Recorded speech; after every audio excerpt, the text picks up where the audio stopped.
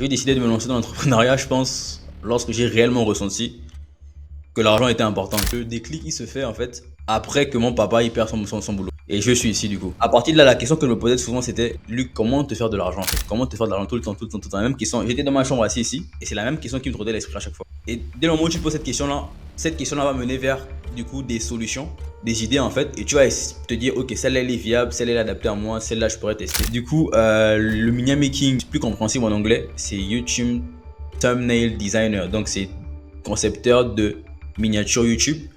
C'est juste un graphiste qui crée des miniatures, donc des espèces de vignettes qu'on voit sur les vidéos. Et ces vignettes-là, elles sont importantes aujourd'hui, très importantes aujourd'hui pour les créateurs de contenu parce que il y a des gens qui vivent de YouTube. Il y a des gens qui servent de YouTube pour faire du contenu gratuit qui va leur servir à attirer des gens vers du contenu payant du coup. C'est un canal d'acquisition en concours, on va dire. Alors là, j'ai rencontré beaucoup de problèmes. Bonjour Luc, comment tu vas? Bonjour, juste, je vais bien et toi? De mon côté, ça va super bien. Merci d'avoir accepté mon invitation. Et aujourd'hui, on va parler de toi, de ton parcours entrepreneurial, parce que ton parcours est vraiment intéressant. Tu es étudiant et en même temps, tu fais un peu du business à côté. Donc, ton Hmm. parcours est très intéressant, en tout cas pour les personnes qui nous regardent et pour moi aussi, parce que ça va inspirer, je pense, beaucoup de personnes. Alors, la tradition veut que tu te présentes avant qu'on rentre dans le vif du sujet. Est-ce que tu peux, s'il te plaît, te présenter pour les personnes qui ne te connaissent pas? Ok, donc rapidement, moi c'est Luc. Je suis, comme tu l'as dit, étudiant. En parallèle de mes études, je suis étudiant au Sénégal actuellement depuis que j'ai mon bac. Et en parallèle de mes études, du coup, j'ai une autre casquette qui est la casquette d'entrepreneur. Donc j'ai quelques petites activités sur lesquelles j'espère on va revenir dessus. Et puis voilà quoi, en gros. Et je suis âgé de 23 ans du coup. Âgé de 23 ans, qu'est-ce que tu étudies au Sénégal? Je fais des études d'informatique. Je suis actuellement en dernière année de cycle ingénieur informatique. Ingénieur en informatique. Mais pourquoi tu as décidé d'aller étudier au Sénégal? Tu es d'abord originaire de quel pays? Je suis originaire du Gabon. Du Gabon. Et tu as décidé d'aller étudier au Sénégal, pourquoi? Pourquoi pour Gabon? Bon, déjà, après mon bac, du coup, parce que j'ai eu un bac D. Le bac D, en gros, c'est l'équivalent de le bac biologie, sciences et vie de la Terre au Mhm, Gabon. Bon, le papa, il voulait à tout prix avoir un médecin dans la famille. Il me répétait souvent ça depuis la seconde. Et du mhm. coup, le bac D aussi, avec ce qu'on me mettait à l'esprit, m'a naturellement mené vers ça, vers cette formation-là. Et comme il n'avait pas forcément confiance aux formations de médecine au Gabon, et que j'avais déjà de la famille ici, au Sénégal, Il du n'avait coup, pas naturellement, confiance à la formation de médecine au Gabon. au Gabon, parce que voilà, les grèves, des petits problèmes administratifs qui peuvent arriver au Gabon. Ok. Au Sénégal, c'est un peu mieux en tout cas. Et comme on avait déjà de la famille ici, du coup, tout naturellement, on a opté pour le Sénégal. Il y a des très bonnes écoles ici de médecine. Et c'est comme ça que je me suis retrouvé ici, pour mes études de base. Même si du coup, je fais plus médecine. Ok. Est-ce que l'intégration au Sénégal s'est, entre guillemets, bien passée? L'intégration au Sénégal, on n'a même pas forcément ressenti l'intégration parce que c'est un C'est en Afrique, pays quoi. en Afrique et il y avait de la famille ici. Mhm. Comme on dit souvent, c'est la 11e province ou la 10e province parce que la 10e c'est la France. Le Sénégal, c'est la 11e province du coup du Gabon. Il y a beaucoup de Gabonais ici. Et du coup, c'est difficile de se dépayser en fait quand tu arrives ici. Attends, j'ai pas trop compris. La 10e province du Gabon, c'est la France, et la 11e, c'est c'est le Sénégal. Ouais. Ça sort d'où ça? C'est ce que les étudiants gabonais disent. Il y a même des fois, par exemple, petite anecdote, tu peux monter dans un clan d'eau. Mhm. Dans le clan d'eau, en fait, il y a un Gabonais devant. Et les deux qui sont à côté de toi, c'est également des Gabonais en fait. Donc il y a beaucoup de Parce qu'on Gabonais est, au on est dans Sénégal. il y a beaucoup de Gabonais au Sénégal. Et la majorité des Gabonais qui sont là-bas sont pour les études, je suppose. Pour les études, ce sont des étudiants. Ouais. Hmm, ok. Et du coup, tu es arrivé au Sénégal et tu t'es inscrit en faculté. Tu es dans quelle université d'abord? Actuellement, je suis à ECPI. C'est une école centrale polytechnique d'ingénieurs. Au Sénégal. Mais Mhm. quand je suis arrivé du coup en première année, j'étais dans une autre école privée. Je ne sais pas si forcément dire le nom. C'était à Ipformet du coup. Ok. Et du coup, voilà, j'ai passé ma première année de médecine. Pour le premier semestre, j'ai validé toutes les matières. C'était pas même pas par rapport à la difficulté, juste que je ne me sentais pas forcément à l'aise. Peut-être qu'on aura l'occasion d'y revenir ou je peux le développer maintenant. Ouais, vas-y. Non, En fait, je veux savoir, tu as commencé avec la médecine et après tu t'es réorienté vers l'informatique, c'est ça? même pas. J'ai commencé avec la médecine. Hein, première année. Ensuite, j'ai arrêté la médecine parce que je ne voulais plus continuer cette formation. mhm, Et ensuite, du coup, comme je ne savais pas ce que je voulais faire, même en 3 mois après, du coup, durant les vacances, il fallait que je sache pour l'année qui suit. J'ai opté pour un cycle ingénieur, une classe préparatoire mhm. dans une université polytechnique. Du coup, c'est maths sup, maths spé. Et durant les 2 années, du coup, c'est beaucoup de maths, beaucoup de physique, beaucoup de chimie, beaucoup d'algorithmes, etc. Mhm. Et c'est au courant de ces 2 années-là, du coup, parce que c'est 2 années qui préparent en fait à l'entrée en cycle ingénieur. C'est durant ces 2 années-là que je me suis découvert un peu une passion, on va dire, pour l'informatique. Et puis, ça fait 3 ans du coup, que je suis en cycle ingénieur. Ah, sur le plan académique, en tout cas. Ouais, je comprends. Là, il te reste combien d'années?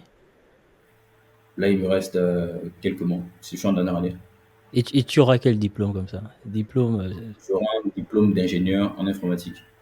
Ah, ok. Diplôme d'ingénieur. Spécialité ingénierie logicielle. Moi, je suis orienté parce qu'il y a cybersécurité, il y a ingénierie logicielle, il y a réseau de télécommunications. Il y a un peu plein de filières, en fait. Data science, etc. Il lit, enfin, tout ce qui est IA, voilà quoi. Et moi, je suis plus orienté à tout ce ceux qui codent des applications qu'on utilise au quotidien, des Mhm. sites web, applications mobiles, etc. Voilà. C'est un peu ma spécialité. Wow, ça c'est très intéressant. Il y a beaucoup de Gabonais dans l'école dans laquelle tu t'y trouves actuellement. Non, c'est une école à taille humaine, hein. C'est vraiment une petite école. Je me rappelle l'année dernière, on était 7 en classe. Il n'y a pas beaucoup d'étudiants à l'intérieur. Il y 7. avait 2 Gabonais. Oui, il y avait moi et un autre qui était Gabonais. Le reste, c'était des Sénégalais. On était uniquement que 7. C'est une très petite école. C'est une nouvelle école, en fait. Et comment ça se Voilà. passe vos relations avec les Sénégalais là-bas? Bah, enfin, j'ai envie de dire normal, hein. C'est normal Il n'y a quoi. pas c'est une Tu te relation sens pas normale. à l'étranger par exemple, tu te sens genre africain en Afrique, tranquille dans. Bon, je pense que lorsqu'on est étranger, on ne peut que se sentir étranger d'une certaine façon. Mhm. Parce que la langue, déjà, ça crée une barrière. Le fait que, bah, il y a des moments où ils parlent leur langue que vous ne comprenez pas. Le Wolof. À ce moment-là, tu te sens étranger, oui. En classe, le professeur, des fois, il peut être surpris naturellement, j'ai envie de dire, se surprendre à parler Wolof pendant quelques Sérieux? minutes. À ce moment-là, tu te sens vraiment étranger. Je rigole à une blague, pas forcément. Mais sinon, non, en fait. Il n'y a pas réellement de. C'est vraiment un pays très. J'ai connu que le Sénégal, en tout cas, comme Mhm. pays pour l'instant, à part le Gabon. Mais c'est un pays très hospitalier. Du coup, on ne ressent pas forcément ce truc-là plus que ça, par rapport à un autre pays, par exemple. Et comment ça se passe les études au Sénégal? Bon, je sais pas, tu peux pas vraiment comparer les études au Sénégal au Ouais. Gabon parce que tu n'as pas étudié au Gabon. Euh, alors, est-ce que tu peux me donner la différence entre le système éducatif gabonais et le système éducatif sénégalais? Alors, de mon expérience, parce que sur le plan universitaire, du coup, je n'ai connu que le système éducatif sénégalais, vu que après mon bac, j'ai directement pris l'envol pour le Sénégal.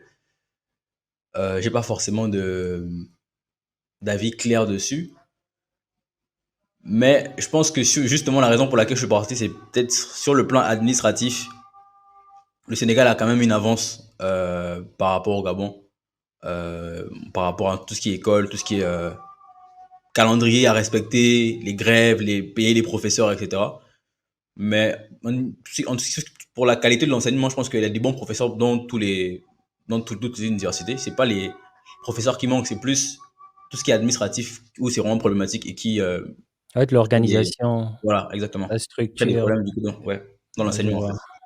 vois. Ok. Maintenant, à quel moment tu as décidé de te lancer dans l'entrepreneuriat, dans ce que tu fais actuellement? J'ai décidé de me lancer dans l'entrepreneuriat, je pense, lorsque j'ai réellement ressenti que l'argent était important, que avoir beaucoup d'argent c'était important. Je pense que c'est à partir de là que je me suis lancé. Euh, je me lance, je pense, le déclic il se fait en fait après que mon papa il perd son boulot. Et je suis ici du coup. Dès la Hmm. première année, à la fin il perd son boulot mais c'était pas prévu. Et du coup, tout de suite, je ressens en fait d'un mois à l'autre une différence dans le quotidien en fait. Hmm. L'argent de poche il est divisé par 3 voire par 5. Tu peux plus sortir voir tes amis. Quand on t'appelle, bah, tu trouves des prétextes parce que c'est un peu gênant de tout le temps dire non, c'est parce que j'ai pas de sous, etc. Et à Hmm. partir de là, la question que je me posais souvent, c'était Luc, comment te faire de l'argent en fait? Comment te faire de l'argent tout le temps, tout le temps, tout le temps? La même question. J'étais dans ma chambre assis ici et c'est la même question qui me trottait à l'esprit à chaque fois. Et dès le moment où tu te poses cette question-là va mener vers du coup des solutions, des idées en fait, et tu vas te dire ok, celle-là elle est viable, celle-là elle est adaptée à moi, celle-là je pourrais tester. Et je pense que c'est vraiment là, en fait, que l'entrepreneuriat a commencé à ce moment-là, en fait. J'ai commencé à tester plein de trucs. Et aujourd'hui, je fais du media making, mais avant, c'est à plein de petits trucs que j'ai testés. Mais c'est vraiment de Mmh. là qu'est venu la fibre entrepreneuriale, en fait. C'est à partir de là. Mmh. Alors essaie un peu de nous expliquer le processus. Quel est ton premier projet et comment ça s'est passé? Alors, premier projet, je pense qu'il y a plusieurs projets ont été surtout des idées, des Mmh. livres aussi que j'ai lus pour savoir si c'était viable ou pas. Mais l'un des projets que j'ai testé que j'ai testé pendant longtemps, c'est le prêt d'argent par intérêt, par exemple. J'ai commencé à le faire, je pense, ouais, le prêt d'argent par intérêt, j'ai commencé ça assez tôt. Et du coup, où je trouvais l'argent à prêter aux gens, bah, à l'époque, je n'utilisais même pas encore Photoshop. Parce qu'actuellement, je suis quand même, je sais utiliser le logiciel Photoshop, mais à l'époque, je ne savais même pas utiliser le logiciel. Il y a un ami qui savait l'utiliser. Et du coup, lorsque on envoyait les parents, envoyaient les sous pour payer l'école, qu'est-ce que je Mmh. faisais? Je payais la moitié. On payait par mensualité, je payais la moitié. Je lui ai demandé de me modifier le reçu. J'espère qu'on peut écouter cette interview-là. Et du coup, je prenais la photo du reçu, mais j'avais pas payé toute la mensualité. Et l'argent qui restait, en fait, c'est avec ça que je prêtais de l'argent à des inconnus. Et j'avais un petit pourcentage dessus et ça me faisait 15 000 francs en poche de plus, 20 000 francs en poche de plus par mois, etc. Ça, Ça, c'est c'était la un business risqué quand même. très risqué, mais vu dans quelle situation j'étais, en fait, j'ai pas, en fait, enfin, j'ai trouvé que c'était pas un risque. En fait, c'était très risqué, mais en fait, j'étais très sélectif et c'était vraiment, c'était limite du management. Il fallait savoir à qui tu prêtais l'argent, il fallait un peu analyser, voir son compte, c'est qui, qu'est-ce qu'il fait dans la vie, etc. avant de prêter. J'ai pas eu tant de problèmes que ça durant Ah, toute la période. c'était des risques calculés en quelque sorte. Voilà, exactement. Il y avait des proches que je connaissais depuis longtemps à qui je prêtais de l'argent. Je prenais un peu je faisais des petites lettres qu'il fallait qu'ils signent juste pour un peu la forme, etc. Et voilà quoi. J'ai pas eu de problème plus que ça. C'est vraiment la vraie activité que j'ai lancée qui a marché, qui m'a fait rapporter de l'argent, on va dire. Et après, il y a plein de trucs qu'on a testé avec Jonas parce que Jonas, on se connaît du coup depuis la deuxième année que je suis arrivé ici. Et Est-ce que tu peux nous dire c'est qui Jonas pour les personnes qui ne ah ouais, connaissent pas c'est vrai, Jonas? c'est vrai. Du coup, Jonas, c'est mon intime collaborateur depuis déjà 2-3 ans, on va dire. Et Mmh. Jonas et moi, on a lancé du coup l'activité que je fais principalement, une chaîne YouTube qui nous sert en fait d'inbound marketing. Et derrière cette chaîne YouTube, il y a une agence digitale qui offre des services de mini making. Du coup, ça, c'est mon activité principale entrepreneuriale et de montage vidéo avec quelques petits services annexes à côté. Et du coup, c'est un gars avec qui, avant de se lancer dans ça, ce dont on est actuellement, on va certainement revenir dessus plus en détail. On a testé quelques petits trucs par-ci, par-là. Je sais pas si tu te rappelles, une fois, on a eu une discussion au téléphone sur le business de moto, ici au Mmh. Sénégal, qui Ouais. marche plutôt bien. Ceux qui font des livraisons. Bah, Jonas, quand il arrive en France, il avait un peu de capital et on a essayé en fait de mettre ça en place. Du coup, c'est moi qui allais faire la gestion ici. Mais après, pour des raisons, pour d'autres, ça n'a pas abouti. Jonas et moi, on a essayé de lancer une agence SMMA. D'ailleurs, le nom de l'agence, à l'époque, c'était Ackerman Digital, il y a un an de cela. Vu que lui travaille dans une hôtellerie. Du coup, moi, j'ai fait le PowerPoint, un joli PowerPoint. On a encore le PowerPoint. Je lui ai envoyé le PowerPoint. On a fait un peu le speech, comment il allait aller démarcher ces gérants là-bas. On les a démarchés. Ça a failli mordre avec des sommes vraiment faramineuses, hein. Franchement, les sommes qu'on a écrites, on a mis beaucoup de services qu'on a livrés, on n'a même pas les compétences. On comptait se former après qu'on ait bouclé du coup l'offre. On a essayé ça pour plusieurs raisons. Finalement, ça n'a pas abouti. Enfin, plein de petits trucs aussi, des petits trucs, mais vraiment des petits business, on va dire quoi. Mais on a testé plein de trucs qui nous pouvaient nous rapporter un peu de sous quoi. Et parce qu'on avait besoin d'argent. Lui, il avait ses réalités d'étudiant en Occident. Moi, j'avais mes réalités d'étudiant en Afrique du coup. Et voilà, quand on cherche un peu quoi. Mais voilà, c'est vraiment lui, Jonas quoi. C'est mon compagnon, on va dire, depuis. Mais vous avez commencé ensemble au Sénégal, c'est ça? On a commencé ensemble, pas au Sénégal. Au Sénégal, on n'a pas vraiment commencé l'entrepreneuriat. Je pense qu'on a commencé l'entrepreneuriat surtout le moment où dès le moment où il est arrivé en France.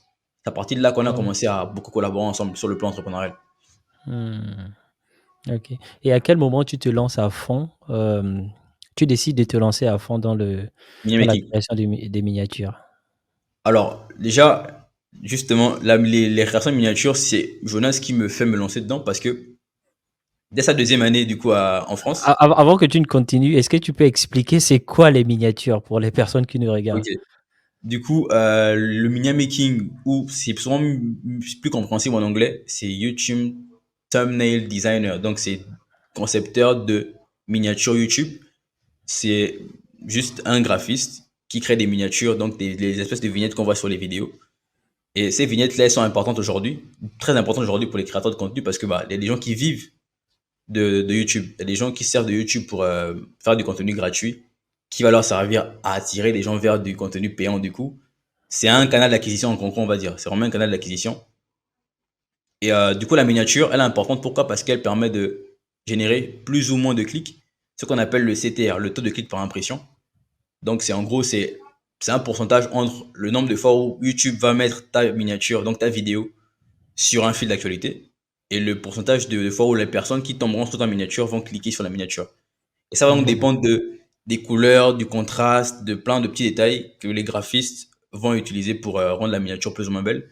Et du coup, c'est un métier qui n'est pas encore très démocratisé, mais que les gens vivent de ça, hein. Il y a des gens qui vivent de miniature making. Donc, Mhm. voilà, on va dire que c'est une niche du graphisme, en fait, en gros. C'est ça le miniature making. Ok. Alors, tu peux continuer à développer sur comment tu as fait Du coup, moi, pour te comment je me suis lancer à lancé fond dedans? dans le. Ouais.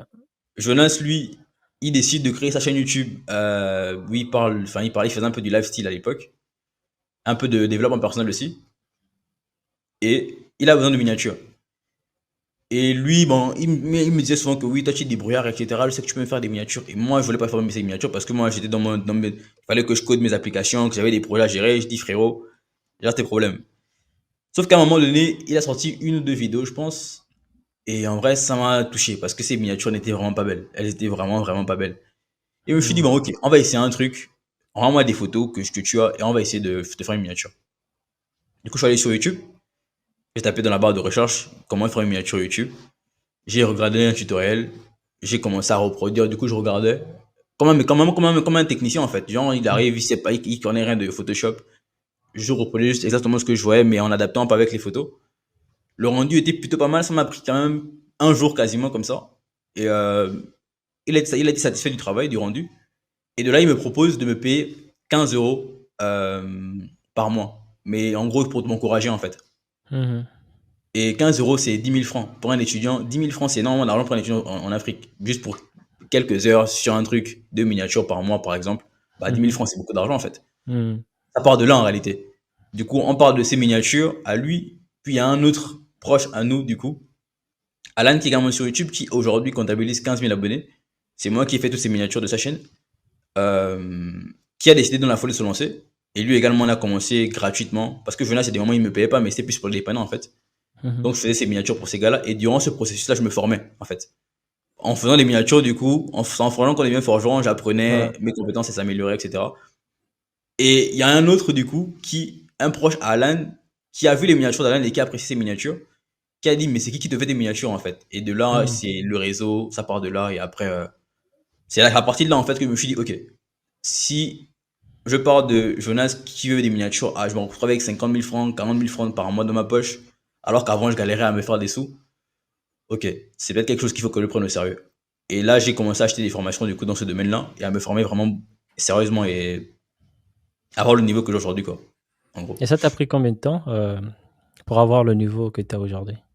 Alors, je me suis formé longtemps sur YouTube avec des vidéos où il fallait mettre 0, quand on diminue le temps là, vitesse Mhm. 0,25 parce que des fois c'est des vidéos rapides pour voir exactement ce que le gars il fait, la Mhm. technique qu'il utilise pendant, je pense, 6 mois environ, 6 7 mois. Mhm. Et jusqu'au moment où je prends ça vraiment au sérieux, 3 4 mois vraiment pour peaufiner un peu les compétences que j'avais déjà en fait. Ça veut dire que j'ai appris beaucoup plus sur la fin. Et comme j'avais déjà de bonnes bases, mon niveau, c'est comme s'il avait fait comme ça, il a fait une courbe Mhm. exponentielle, quoi. Genre, il y a vraiment un avant-après la formation que j'ai acheté, les formations que j'ai achetées. Et tout ça, En c'était gros, en voilà. parallèle de tes études. Tout ça, c'était en parallèle de mes études informatiques, oui. Wow. Et c'est Et toujours le cas, comment, et c'est toujours le cas aujourd'hui. et comment tu arrives à jumeler études et entrepreneuriat en quelque sorte? Alors là, je sais pas comment je pourrais te répondre, juste que Mhm. j'étais même pas très organisé en réalité, hein. Juste que je savais qu'il y a un moment, il fallait que je fasse la miniature.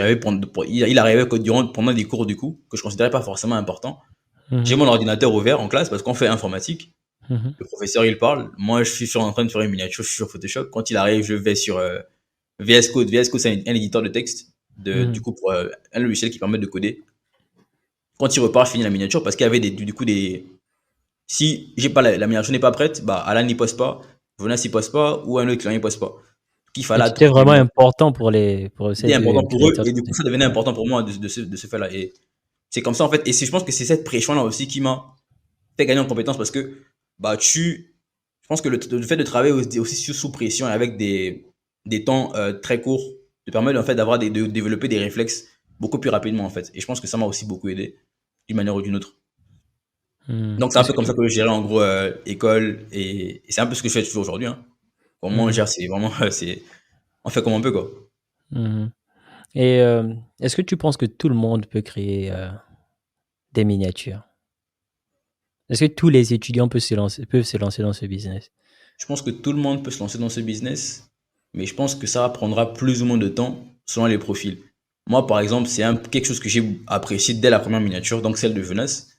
Et faire une miniature, quand je comptais pas mon temps, du coup, je pouvais faire des heures dessus, à regarder des tutoriels, voir comment faire si je voulais apprendre, j'étais curieux.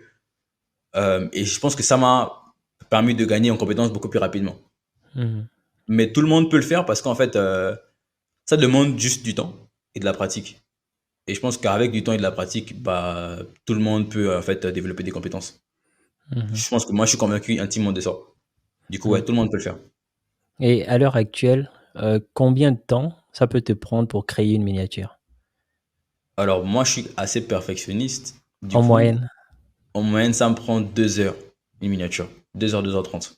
Mais si je Deux vais heures? vraiment très vite, Mhm. il y a des miniatures qui me prennent 45 minutes. Très peu Mhm. me prennent moins de 45 minutes parce que c'est quand même du travail. Il y a des calques qu'il faut positionner.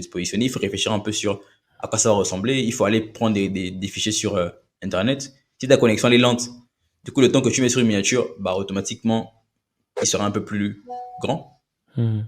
Si ta connexion elle est Et beaucoup plus rapide, etc. Si ton PC également il est lent, bah, c'est des petits détails comme ça qui vont te faire perdre plus ou moins de temps ou gagner plus ou moins de temps. Mais moi, en moyenne, c'est 2 heures, 2h30 avec les éléments que j'ai en ma possession. est-ce En que moyenne. c'était facile de te lancer dans ce business depuis le Sénégal? Parce que Alors là, souvent, on a ce préjugé-là qu'en Afrique, la connexion, c'est pas rapide. Il y a le délestage, coupure d'électricité, etc., etc. Est-ce que tu as rencontré ce genre de problème? Ou bien, quels sont les problèmes que tu as rencontrés depuis que tu t'es lancé dans ce business-là? j'ai rencontré beaucoup de problèmes. Déjà, tu as parlé de la connexion Internet il y a quelques mois seulement. Mhm. Du coup, j'ai investi dans la connexion Internet. Et malheureusement, même quand j'ai décidé d'investir, parce que j'ai investi, je pense, j'ai voulu investir, je pense, 2, 3 mois avant.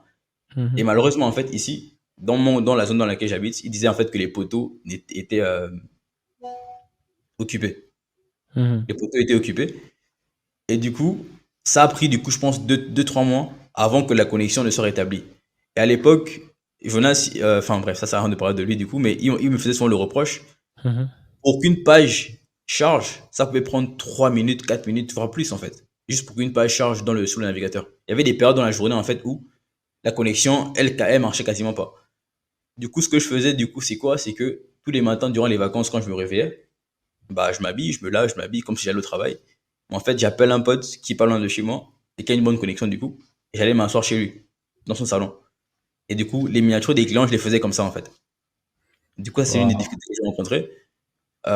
Du coup, c'est comme si j'allais au boulot en fait. Je vais faire les miniatures, je parle un peu au téléphone quand il faut parler au téléphone ou faire autre chose. Dès que j'ai fini de faire les miniatures que j'ai à gérer, je prends mon sac, je dis bon man, à demain, je rentre chez moi, je suis fatigué. Il y avait des jours où le client il arrive en urgence, du coup, vu qu'il est pas très loin, je prends mon sac, je cours pour arriver chez lui. Je fais la miniature dans ses escaliers parce que le temps de sonner, qu'il m'ouvre, je dis non. Je m'assois aux escaliers, j'ouvre mon PC, je fais la miniature. Dès que je finis de faire la miniature, je ferme mon PC, je range mon sac, je mets mon sac à dos, je rentre chez moi. Mais ça, il faut déjà être préparé à vivre ces réalités-là. Il y a aussi autre chose que je voudrais soulever en termes de difficulté. C'est tout simplement le fait que bah, il y a aussi un gros syndrome de l'imposteur quand on est africain.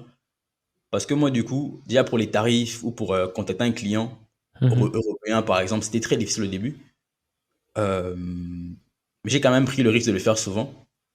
Et grâce également aux formations que j'ai achetées par la suite, parce que ça m'a beaucoup aidé. En fait, ça m'a beaucoup débloqué pas mal de choses dans mon esprit. Mon premier client, je me rappelle, je sais pas si vous pourrez dire son nom. En tout cas, c'est un Belge qui est sur Mhm. YouTube. Mhm.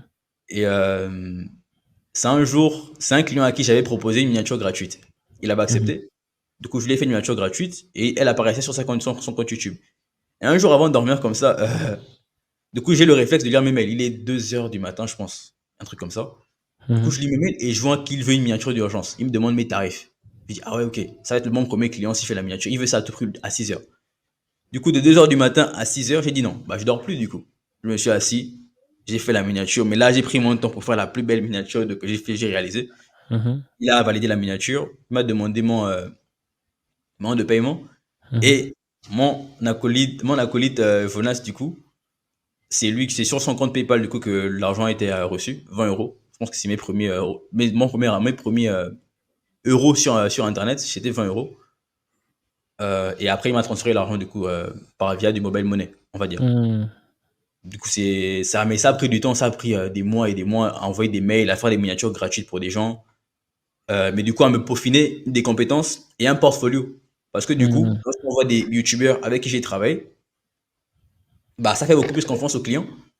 Et ça démontre aussi des compétences parce que je travaille pour un client, en fait, Mhm. j'ai une pression suffisante qui me permet de faire un travail de qualité et d'avoir un portfolio quand même assez joli, quoi, on va dire. Mhm. Et Et donc, pourquoi tu dis que c'était difficile au niveau des prix lorsque tu es en Afrique? des prix parce que, par exemple, la moyenne une miniature, elle tourne entre 20 et 30 euros en France. Mais moi, je suis pas en France. Du coup, il y a un décalage. Je sais pas si, quand on voit mon numéro, quand on sait que je suis pas français, est-ce que je pourrais facturer au même prix, par exemple? Est-ce que eux, c'est des miniamakers qui sont depuis 2 3 ans? Est-ce que moi, je peux arriver et me dire, OK, je fais aussi ma miniature avant 30 euros, par exemple? Du coup, au début, mes miniatures, elles étaient un peu plus basses. Mais même si le premier client, du coup, j'ai facturé à 20 euros la miniature. Mais c'était un peu difficile au début, vraiment, enfin, c'était difficile Ça, de me c'était un dire, blocage que toi-même tu avais dans la tête. Ça n'avait rien à voir avec le client. voilà, c'est ça. Et c'était vraiment, ça n'avait rien à voir avec le client. J'étais Ok. pas à l'aise avec les prix, en fait. C'est après que j'ai commencé à être Mhm. très à l'aise avec les prix.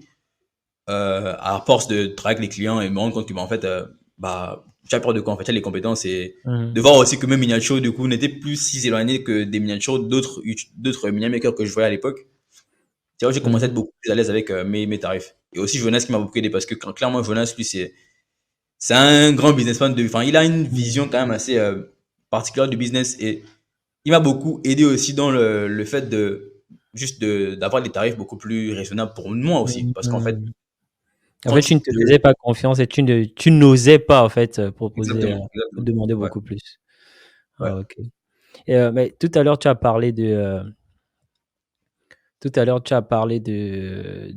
PayPal, qu'on a transféré l'argent vers ton ami qui se trouve en France. Est-ce que ça veut dire qu'au Sénégal, c'est difficile de créer un compte PayPal?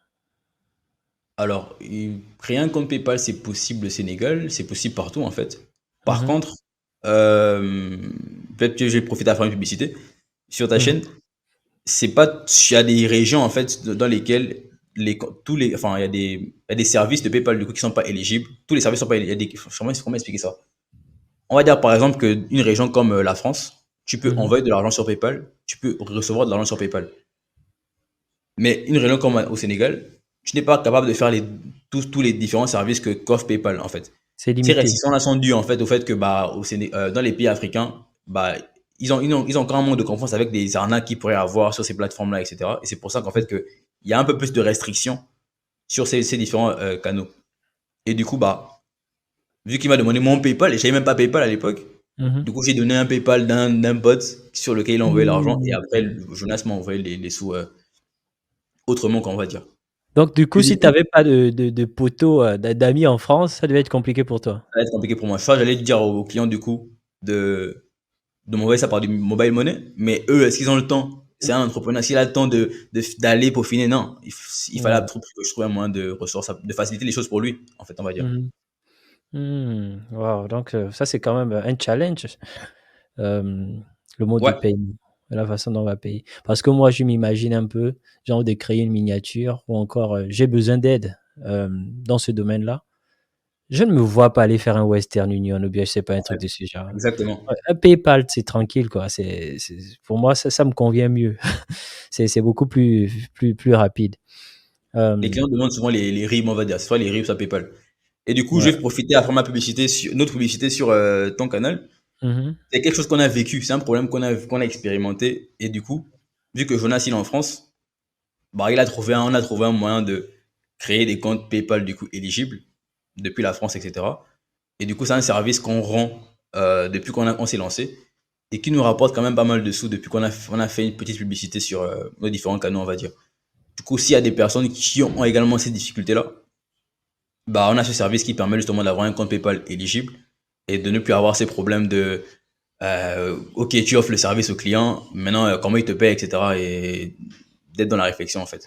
C'est-à-dire que Travaux. vous aidez les gens, c'est les créateurs de contenu ou les media makers, etc., qui sont en Afrique, à créer leur compte PayPal français, c'est ça? Ouais, entrepreneur qui a besoin d'un compte PayPal, Mhm. On crée le compte PayPal, on ouvre le compte PayPal pour lui. Après, on lui donne les accès avec ses mots de passe, etc. Et il a son compte, quoi. Son compte est éligible. Il peut faire ces différentes transactions sans aucun problème. Et le service coûte combien? Alors, le service coûte combien? Là, je pense qu'ils sont en privé, que on discute avec eux. Mais c'est pas cher. Mais c'est pas cher. Le service n'est pas cher. Il n'est OK, vraiment pas cher. OK, OK, OK. OK, je comprends. Alors tout à l'heure, tu parlais des formations, que tu Hmm. avais, pris certaines formations. C'était quel genre de formation et ça coûtait combien? Alors, il y a des formations sur Udemy, par exemple, qui étaient pas, c'était des formations de graphisme, purement de graphisme. C'est des trucs Mmh. de 14 euros. On peut se former avec n'importe quoi. Essentiellement YouTube. Il y a une formation de mini making. C'est très rare, du coup, des formations orientées mini making, qui nous a coûté 150 euros. Donc 100 000 francs. Qu'on a payé, je me rappelle, en 2 fois. Alors que c'était un paiement en 3 fois, Mmh. mais sur 2 mois. En fait, vu que c'était une carte prépayée que moi j'avais utilisée, Mmh. j'ai fait le premier virement, du coup, là, un tiers de 150 euros, donc 150 euros.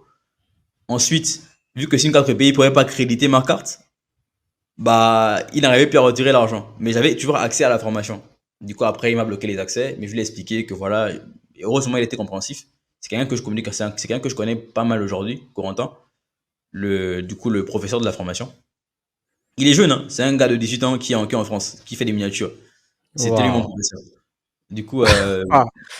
il était Waouh! compréhensif. Eux, ils commencent très jeunes, 16 ans, 15 ans, ils sont en plein dedans, en fait, dans ces choses-là.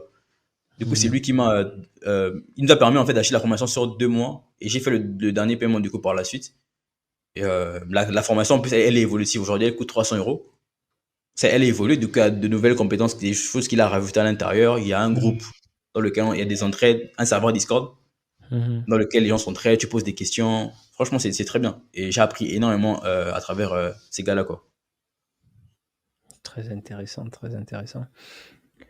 Et maintenant, combien toi quels sont les prix de tes miniatures actuellement? Alors, les prix de mes miniatures. C'est bizarre parce il y a même pas, enfin, 2, 3 jours en parlant avec Jonas.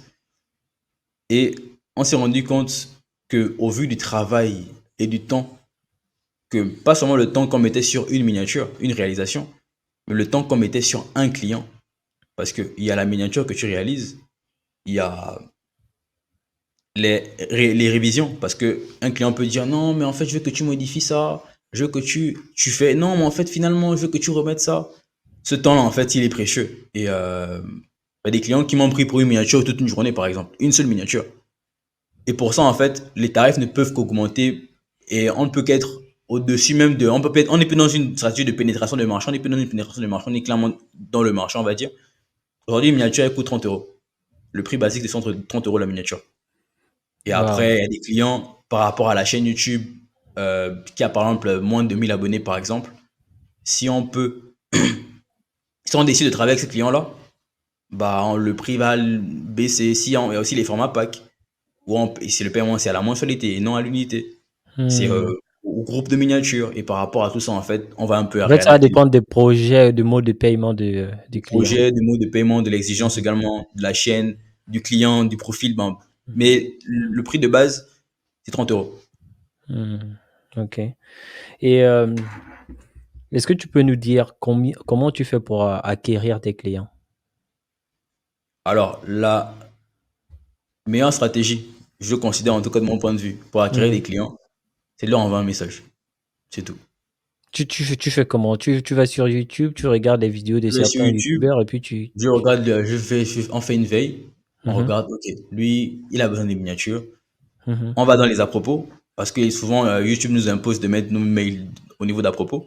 Mmh. On récupère le mail, on envoie un joli mail, on va pas le partager ici. Mmh. Il se mouche, et puis si le client est intéressé, ok, s'il n'est pas intéressé, tant pis. Et puis on répète Mmh. l'exercice. Du coup, c'est l'étape la plus difficile. Avant même la miniature, que je t'ai déjà dit que c'est quand même une étape quand même qui n'est pas forcément facile. Mais la plus difficile, c'est la prospection client, qui demande beaucoup de temps. Déjà pour trouver le bon lead, du coup, le client qualifié, celui qui a réellement besoin de ton service. Parce qu'il y a des youtubeurs sur YouTube, mais qui ne veulent pas forcément des miniatures. Ou ceux qui ont déjà des mini makers aussi. Mmh. Du coup, tu peux envoyer 1000 mails, par exemple, à des gens. Bah, il y a 100 qui vont te répondre. Il y a 50 qui seront favorables. Il y a 20 qui vont se désister. Mmh. Du coup, il va te rester 15 sur les 1000 mails que tu as envoyés, par exemple, qui seront des bons clients, on va dire, quoi. Du coup, c'est vraiment du travail, de la répétition. C'est pour l'instant la seule méthode viable qu'on a trouvée. On est en train de réfléchir à des moyens d'automatiser un peu tout ça, ce process-là, parce que ça demande beaucoup de temps. C'est énergivore. Et voilà, quoi, de gagner du temps, en fait. En gros. En fait, quand je t'entends parler, je me dis: «Comment se fait-il qu'il y a des étudiants qui ne font rien, qui n'arrivent pas à générer des sous? Et comment se fait-il qu'il y a des gens qui sont au chômage?» C'est-à-dire ils ont du temps, mais ils sont au chômage. J'arrive pas à comprendre ça. Pour moi, je pense que c'est une question que je me pose souvent avec des proches. Je pense que c'est plus lié aux croyances aussi. Je pense qu'il y a des gens, en fait, moi, il faut déjà que je croie que c'est possible parce que je traîne sur YouTube, je vois des gens qui en parlent, des Ibrahim Kamara qui nous vendent des choses Mmh. pour me dire non, c'est possible. Juste répète, répète, répète et au bout d'un moment, ça va mordre en fait. Il y a des gens en fait qui refusent de croire à ça pour des raisons, pour d'autres, je sais pas, ou qui n'ont pas eu cette information-là aussi. Je pense que des fois, il faut être un peu indulgent, un peu. Après, il arrive des personnes qui, enfin, ils n'ont pas assez faim, j'ai envie de dire. Ils n'ont Ouais. pas les. C'est peut-être ça aussi qui fait Parce que que bah, toi, tu es étudiant. Tu pouvais dire: «Moi, je me concentre rien que sur mes études». Mais tu as quand même décidé, c'est vrai que tu avais un pourquoi assez fort, mais tu as quand même décidé de continuer et pourtant il y avait des difficultés et tu nous as parlé de tes difficultés avec internet et ouais. cetera. Pourquoi tu as pas décidé d'abandonner lorsque tu as rencontré ces difficultés-là? Tu pouvais dire: «Bon, moi, c'est fini, hein, l'électricité, ça ne vient pas, internet, c'est compliqué, je dois aller chez le voisin, pour faire mes miniatures». Pourquoi tu as pas dit: «Bon, moi, je zappe sur ça, je continue tranquillement avec mes études»? Parce que je pense que parce que le pourquoi il était présent en fait. Le pourquoi Mmh. il est toujours présent. Je pense que je me suis rendu compte à quel point l'argent il est important aujourd'hui pour n'importe quel individu. Et à quel point l'argent du coup, ceux qui disent que l'argent c'est pas le bonheur pour moi, je sais pas. Ils veulent peut-être se faire être à l'aise avec cette idée-là, mais l'argent il participe énormément au bonheur en fait. Et enfin c'est important quoi. Et, Ouais. euh, et aussi, je me suis également dit que bah il y a une phrase de Charlie Munger, c'est une citation qui dit il faut que je me rappelle de la citation. Pour avoir ce qu'on veut, il faut mériter ce qu'on veut. Le monde n'est pas un Mmh. endroit assez fou pour récompenser un tas de personnes qui ne le méritent pas. Et lorsque moi je me suis fait à cette croyance-là, en fait, je me suis dit, bah, pour avoir ce que moi je veux réellement, les rêves que j'ai à l'esprit, bah, il faut passer à l'action, quoi. Il faut vivre ces choses-là, en fait. Et pour moi, on a fini par croire, Jonas et moi, que c'est normal de vivre ces choses-là, que par exemple, je t'ai pas dit, il y avait des moments où il fallait tourner des vidéos, ils font des travaux en haut, pour une quelconque raison, parce qu'à un moment, il y avait des pluies ici, par exemple. L'eau se met à Mmh. couler ici. Genre dans ma chambre. C'était inondé Mmh. ici dans ma chambre. Il fallait que je déplace des trucs. Il y avait des vidéos à tourner parce que du coup, on avait commencé à se lancer. Mmh. Donc, on se lançait sur YouTube. J'ai vécu ça, mais on n'a pas à se plaindre, en fait. Pour nous, c'est normal qu'on passe par ça, par rapport à ce que nous, on visait. Et je pense que c'est aussi comme je parlais de croyance, c'est parce qu'on croit à ça que, bah, on n'arrête pas malgré tous ces problèmes qui peuvent arriver, on n'arrête pas, quoi. On va pas Mmh. arrêter. Ça, c'est très intéressant ce que tu dis et Avec ce business de media making là, on peut se faire combien par mois en moyenne? Combien toi tu peux te faire par mois en moyenne? Tu es pas obligé de donner le prix exact et cetera, mais quand même, dis-nous quelque chose par rapport à ça pour dire aux gens en fait que c'est possible, on peut vraiment se faire de l'argent en parallèle, par exemple, des études pour les étudiants ou encore ça peut être, un boulot permanent pour certaines personnes. Mhm. C'est vrai, ça peut vraiment être un boulot permanent.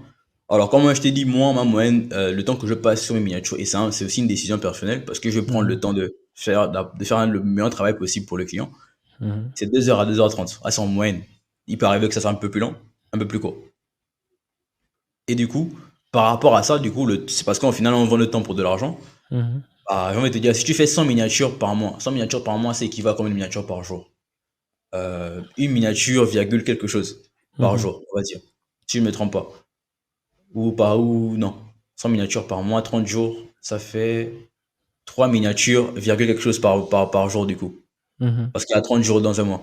Et du Mmh. coup, bah, 3 miniatures, si tu arrives à les faire tous les jours, il faut déjà avoir les clients pour les faire, ces miniatures. Et du coup, si tu trouves les clients, ou si tu n'as pas les clients, il faut que tu contactes plus de personnes pour avoir plus de clients. Du coup, combien en moyenne on peut se faire? Moi, on peut se faire autant d'argent que possible. Moi, je connais des gens qui ont fait des sommes comme 7 000 € par mois avec des miniatures. Ils sont sur Twitter. Moi, c'est des gens que je suis, du coup, parce que je m'inspire un peu de ces minimakers, de ces graphistes-là. Il y a Asiatak, par exemple, je pense que c'est le meilleur minimaker du monde. Lui, ses miniatures, elles doivent être facturées à 300 € minimum, voire plus.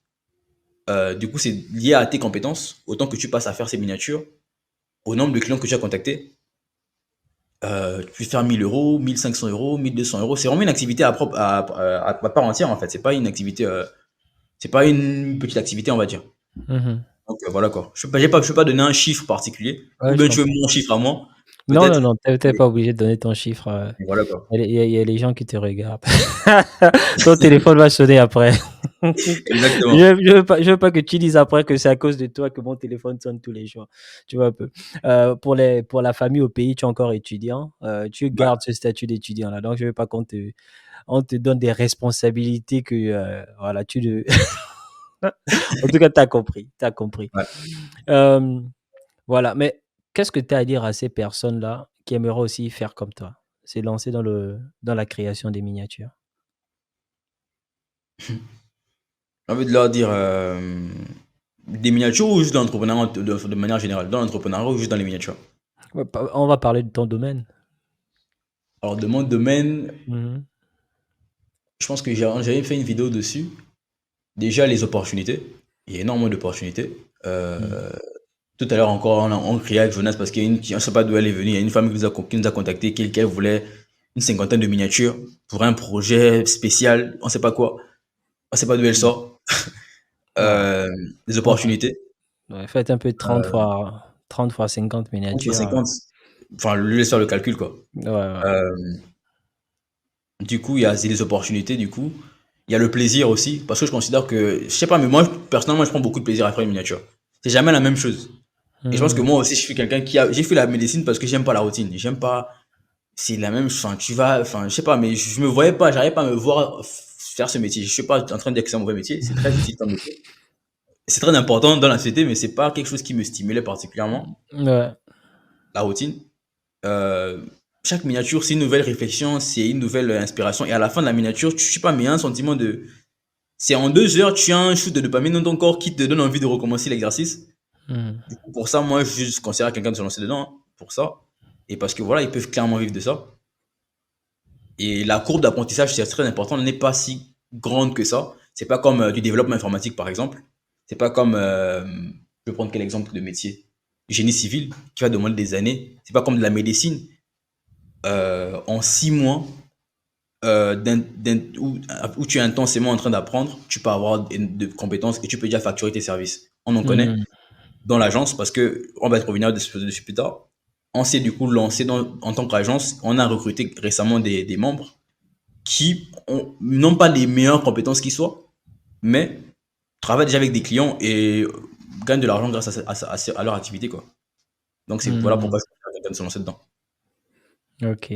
Est-ce que tu peux un peu nous parler de ta relation avec les clients? Comment tu gères tes clients, les humeurs des clients? Il y a des clients Hmm. forcément qui sont difficiles. Comment ça se passe? Bon, on va dire que je subis, hein. Comme on dit, le client, il est roi. Généralement, on subit les humeurs des clients, les petites, comment dire ça? Enfin, le client qui te contacte à une heure assez particulière, qui dit il veut telle chose, le client qui pète un câble parce que, voilà, il y a un petit retard qui ça peut arriver. Mmh. Euh, je pense qu'il n'y a pas juste on s'excuse ou on subit, on va dire, on est beaucoup plus passif par rapport à ça. En tout cas, moi, c'est mon approche parce que je Mmh. considère que il y a une phrase qui disait que pour scaler un business, il faut que ton client soit dans par exemple une agence, il faut que tu puisses garder un client au moins un an. Et je pense que pour Mmh. garder un client pendant un an, il n'y a pas uniquement le service que tu rends, mais également ce qu'on appelle le service, il y a également la gestion du client, la gestion des humeurs, le service client, on va dire quoi. Ce qu'on Mmh. appelle pour le produit, le service après-vente, Mmh. voilà, le service clientèle, etc. C'est tout ça qui fait que le client, en fait, il s'attache également à toi et il veut travailler avec toi plutôt qu'un autre. C'est même plus seulement tes compétences. Je pense qu'il y a également ça dont il faut prendre en compte. Il y a aussi des petits cadeaux. Par exemple, il y a des clients, il arrive qui me demande une miniature. Et puis, je dis, bon, celle-là, je te l'offre, par exemple. Juste pour jouer un peu sur Mmh. me dire, ok, lui, il est sympa. Des trucs comme ça, quoi. Des petits plus qu'on offre à des clients, à des prospects pour Mmh. jouer un peu dans leur psychologie. Et puis voilà quoi, c'est vraiment ça, c'est un peu de psychologie, un peu de tact. Et juste un être un peu plus humain quoi, et se dire que voilà quoi, c'est un être humain qui est en face de moi et puis voilà quoi. C'est juste ça Mmh. pour gérer vraiment les clients quoi. Pas grand chose. OK. Alors tu parlais tout à l'heure de ton agence. Est-ce que tu peux nous en dire un peu plus de cette agence-là? Qu'est-ce que vous faites dans cette agence? Comment vous avez créé cette agence d'abord et pourquoi même vous avez créé l'agence? Trop de questions en une. Alors, Mais non, mais voilà. elle se complète. Alors, on Mmh. a créé l'agence du coup.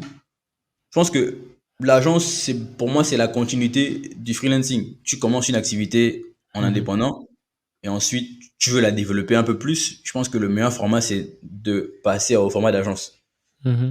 Il fallait aussi qu'on puisse se déclarer parce que bah, jusqu'à un bon moment déjà, l'argent le recevait sur le compte personnel de Jonas et il peut avoir un jour où on reçoit beaucoup d'argent et il a des problèmes avec sa banque. Du coup, pour éviter Mmh. ça, on a dû se déclarer en tant qu'agence du coup.